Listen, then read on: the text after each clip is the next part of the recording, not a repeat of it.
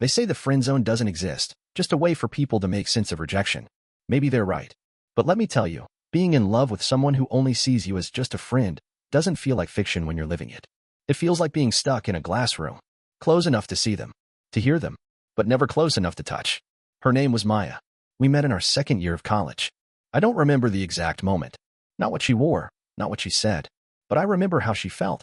Like someone had opened a window in a room I didn't know was suffocating. She was loud in a way that wasn't obnoxious, it was magnetic. The kind of person who drew people in just by existing. She didn't shrink herself for anyone. Not to be liked. Not to be understood. She just was. And then there was me. Quiet. Steady. Predictable. If she was fire, I was stone. Not flashy, but solid. Safe. Grounded. And somehow, we clicked. It started simple. Study partners, grabbing coffee between lectures, laughing over the same cynical memes. But the more we talked, the more I realized this wasn't just a friend. This was someone I knew. Someone I felt like I'd always known, even if we just met. Before I even realized it, she became the highlight of my days. The first name I wanted to text when something good happened. The person I trusted with thoughts I'd never said out loud. She wasn't just part of my life, she was my life. The problem? She didn't feel the same. At least, not like that. I was such a good guy. You're like a brother to me. Once, after a long conversation, she said, if I ever get married, I hope it's to someone like you. Someone like me. Not me. That one sentence echoed for weeks. You'd be amazed at how much you can smile while your heart is breaking. But I stayed. I kept showing up. I was the late night ride when her car broke down. The shoulder when she cried over guys who treated her like an afterthought. The good morning text when no one else remembered. The emergency contact when things went sideways. I thought I was being patient. That maybe, if I loved her hard enough, consistently enough, she'd finally see me. But looking back now, I wasn't being patient. I was being dishonest. With her. And with myself. Because every kind thing I did came wrapped in a quiet hope.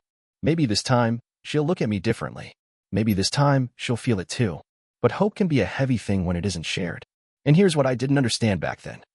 Love that hides behind kindness isn't kindness. It's fear. Fear of speaking. Fear of losing.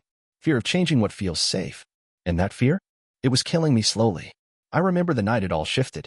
We were on the phone. She was crying again over a guy who ghosted her. Some dude who made her feel like she wasn't enough. Who didn't see her.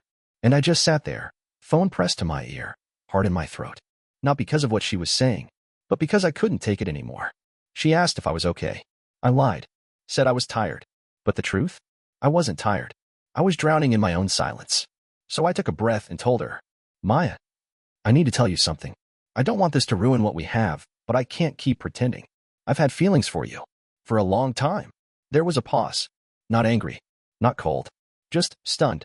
She said, I had no idea. I thought you were just being a good friend. And that sentence? It cracked something open. Because I was being a good friend. But I was also being a coward. And both things were true. We didn't talk for a while after that. A few days. Then a few weeks. No texts. No calls. Just silence. And you know what? That silence hurt. But it was honest. And that made all the difference. See, before that moment, I had been clinging to a version of our friendship that wasn't real. One where I played the role of just a friend, while quietly aching for something more. It wasn't fair to her. And it wasn't fair to me. I spent those quiet weeks doing something I hadn't done in a long time, thinking about who I was without her. I asked myself hard questions. Had I been loving her? Or just needing her to love me back? Was I showing up because I wanted to be there? Or because I was hoping for a reward? Was I brave enough to face rejection? Or had I just built my entire identity around being the nice guy who waits? Those answers hurt, but they freed me. And then, one afternoon, she called. Her voice was softer than usual. Slower. Measured. She said she'd been thinking. About me. About us.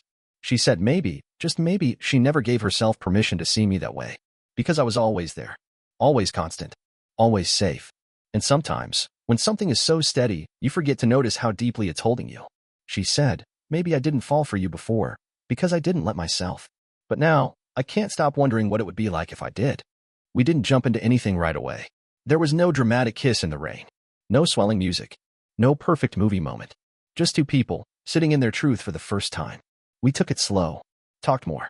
Shared more. Unlearned old habits. Built something new from scratch. And now, a year later, she's not just my best friend. She's my partner. My person. The same chaotic soul I met in college, but now I get to love her out loud. So how did I escape the friend zone? Here's the truth no one wants to hear.